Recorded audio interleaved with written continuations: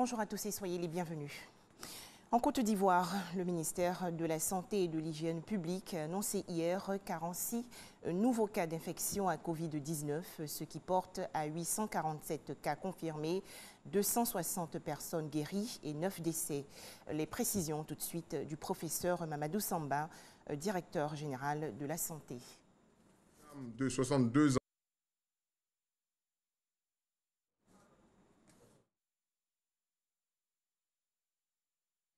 Toujours en Côte d'Ivoire, des vivres offerts récemment à 2 départements ministériels, notamment au ministère de la Sécurité et de la Protection civile et au ministère de la Santé et de l'Hygiène publique. C'est un don des acteurs du vivrier soutenu par l'Office d'aide à la commercialisation des produits vivriers.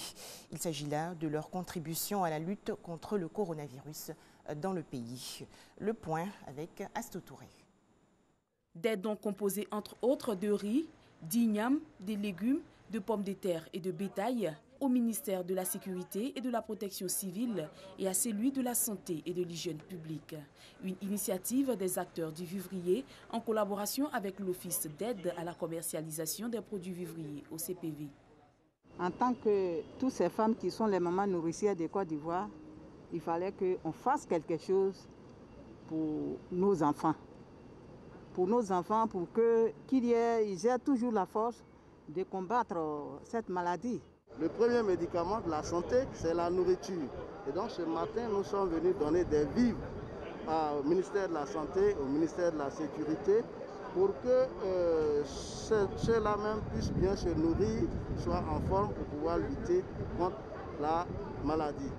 Ces dons d'une valeur de 6 millions de francs CFA visent à répondre à l'élan de solidarité annoncé par le gouvernement, mais aussi de soutenir les hommes en armes et en blouse en première ligne dans la lutte contre le coronavirus.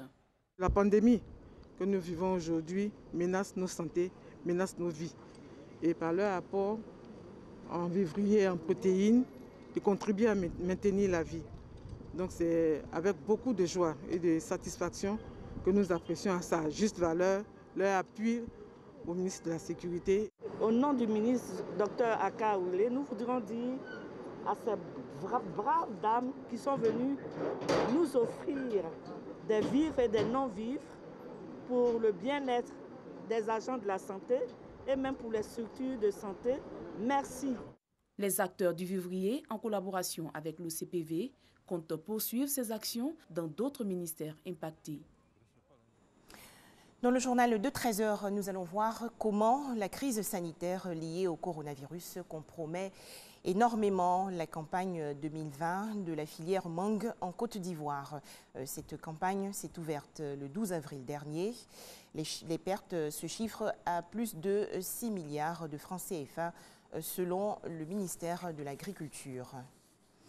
L'actualité hors de chez nous à présent. Les électeurs maliens ont été appelés aux urnes hier pour le second tour des élections législatives, et cela malgré la crise sanitaire liée au coronavirus et le fléau sécuritaire qui sévit dans les régions nord et centre du pays. Des législatives destinées à élire 125 des 147 députés que compte l'Assemblée nationale malienne, les autres ayant remporté leur siège dès le premier tour. À noter que l'affluence était très faible à Bamako, la capitale, et à l'intérieur du pays. Plusieurs bureaux de vote sont également restés fermés. Direction à présent le Bénin, où la Cour africaine des droits de l'homme et des peuples a demandé le 17 avril dernier au gouvernement béninois de suspendre l'organisation des élections municipales du 17 mai prochain. C'est un nouvel épisode du conflit qui oppose Sébastien Ajavon à l'État béninois. L'ordonnance de la CADHP hérite dans le camp du président béninois Patrice Talon et au sein de l'exécutif, même s'ils n'ont pas réagi officiellement et publiquement.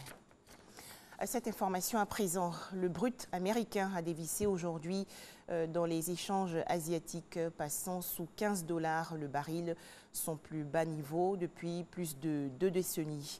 Le pétrole américain face à une chute vertigineuse de la demande et des réserves américaines qui pourraient parvenir bientôt à saturation.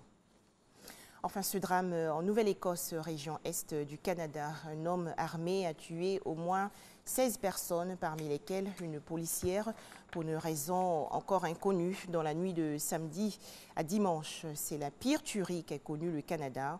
L'homme de 51 ans, un prothésiste dentaire, selon les médias, a été tué hier en fin de matinée à l'issue d'une vaste chasse à l'homme d'une douzaine d'heures dans toute la province de l'Est du Canada. Merci de nous avoir suivis. 13h, le journal.